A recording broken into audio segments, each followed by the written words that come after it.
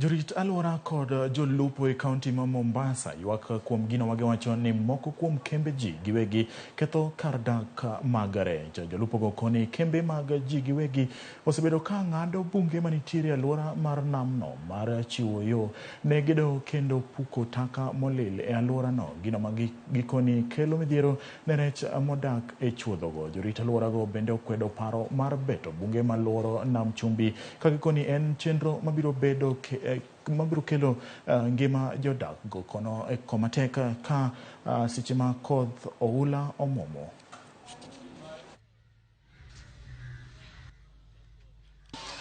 Ufuo bahari ufukiwa ujengwe nyumba.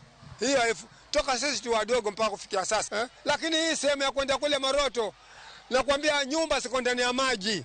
Hii sehemu ya samaki wanazana mimi hasa siku hizi hata wazani tena kwa sababu nilikuwa jangwa ni kweupe na samaki huwa wanazana pale ambapo kuna msitu. A good protection of the island itself. It protects against high winds. It protects against any tsunami that might come or even the El Nino that we are about to receive. There's a certain amount of protection of the land, especially the coastal land here, the cliffs.